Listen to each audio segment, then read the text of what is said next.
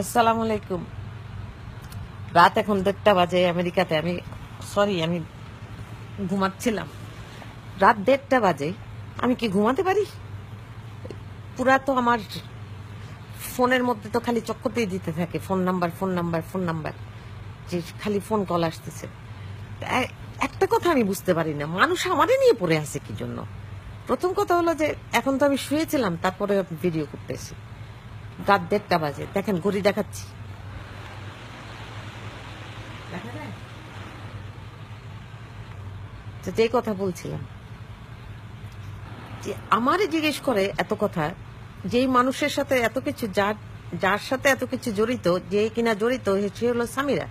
সামিরার পরিবারের সবাই বাপ কথা বলে, ওর বাবা কথা বলে, ওর মা কথা বলে। আর মা কথা বলে না, সরি, আমার মাথা খারাপ হয়ে গেছে, রাত্রে ঘুমাইতে পারি না আমি ফোনের জন্য, ফোন বা কিছুর জন্য।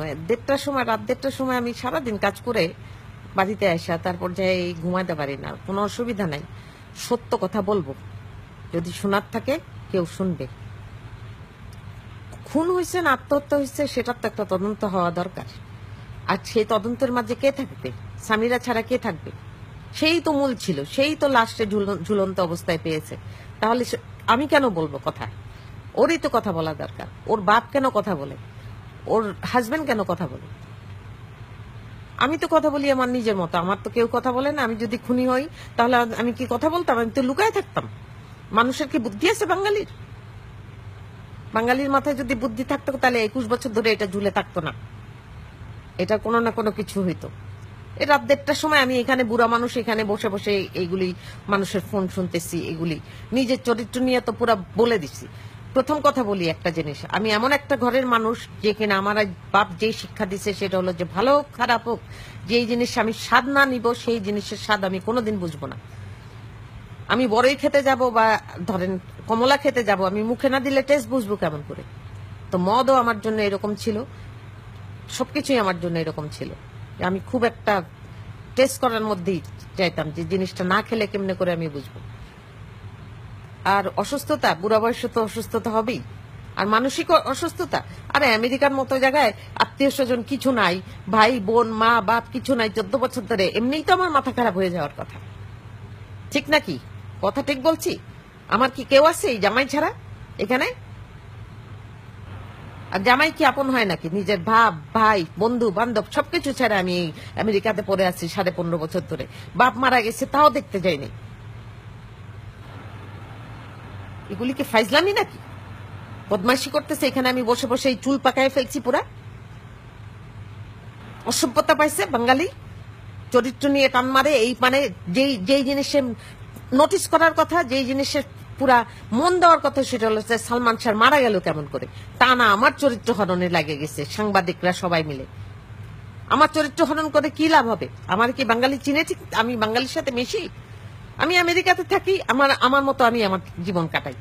আমি কাজ করি, বাড়ি আসি, খাওয়া রান্না করি, ঘুমাই, টিভি দেখি।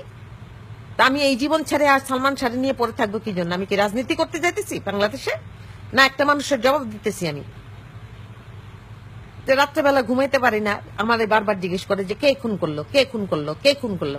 আর আমি যদি জানতাম যে কে খুন করলো, তাহলে তো আমি নিজে খুন করলেও তো আমি যাই বলতাম যে আমি খুন করছি, কেউ বিশ্বাস করুক আর না করুক। রাত্রেবেলা এখন ঘুমাই আমি, কেউ আর ফোন করেন না, যদি মনে হয় কিছু বলবো না। আর যার কথা যে জানে সবকিছু, সেই স্বামীরাতে কেন জিজ্ঞেস করা হয় না? ওর মারে কেন জিজ্ঞেস করা হয় না? ওর বাপকে কেন সামনে আনে? ও কি প্রধানমন্ত্রীর থেকে দুনিয়ার সব মানুষের থেকে বড় নাকি, যে কি পুলিশে ওরে ধরতে পারে না?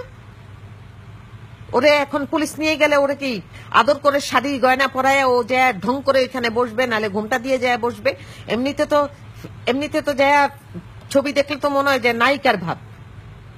ছবি দেখেন মোস্তাক ওয়াইজের জায়গায়, ছবিগুলি দেখেন কিভাবে চলে, ওরে দেখলে কি মনে হয়? আর সালমান শাহ সবকিছু নিয়ে ও পিছন থেকে চাল চালায়, সামনে আসে না কি জন্য? অসভ্য মেয়ে, বছরের পর বছর আমার সাথে মিথ্যা কথা বলে গেছে। যা বুঝাইছে আমি তাই বুঝছি, আল্লাহ নাই ভাবছে। 21টা বছর ধরে আমার যা বুঝাইছে তাই আমি বুঝা গেছি আর বলে গেছি। আত্মহত্যা আত্মহত্যা আত্মহত্যা। এখন বলুক দেখি যে আমার ছেলেরে কি জন্য কি দিছিল এই কাপড়ের পুটলির মধ্যে, যেটা ফালাইতে দিছিল আমার ছাদের মধ্যে। হারাম জাদি সামিরা, তুই আমার ছেলেরও ফাঁসাইতে চাইছিস, আমারও ফাঁসাইতে চাইছিস, শুয়োরের বাচ্চা। তুই কি ভাবছিস যে তোর মা বেঁচে থাকবে আর তুই বেঁচে থাকবি আমি বেঁচে থাকতে? জীবনেও না।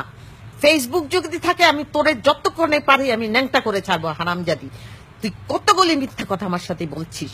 হারামির বাচ্চা সামিরা, তুই আমার মুখ দিয়ে আজকে গালি বাইর করাইছিস। শুয়োরের বাচ্চা, তোর যদি সাহস থাকে সামনে আয়। তুই তো জীবনেও সামনে আসবি না, কারণ তুই তো এরকম মেয়ে যারা সামনে আসে না, পিছন থেকে চাল চালায়। আর কি, আর রাগ হইতে চাই না ভাই, এমনিতে অনেক ঠান্ডা ছিলাম, ভালো মতো বুঝাইছি। আর কেউ বুঝলে বুঝুক, না বুঝলে না বুঝুক, আমার কথা আমি বলে যাবো। দূর থেকেই বলবো, ফেসবুকেই বলবো, একটা একটা মনে হবে তো এক একটা লেখা লেখা বলবো না ইনশাল্লাহ। আর কেউ ডিস্টার্ব যেন না করে। আলহামদুলিল্লাহ আমি এখন ঘুমাইতে চেষ্টা করি না, আমি মনে হয় আমি দেখি আমি কি করবো না। যাই হোক, এই বুড়া বয়সে আর কষ্ট দিয়েন না। চুলগুলি দেখছেন নাকি আমার সব পাইকে গেছে, আর চুলও ঠিক করে না আছড়াই না, কি করি না। কালকের থেকে নিজের যত্ন নেওয়া শুরু করবো ইনশাল্লাহ, যেন কথা বলতে পারি। আলহামদুলিল্লাহ, আসসালামু আলাইকুম।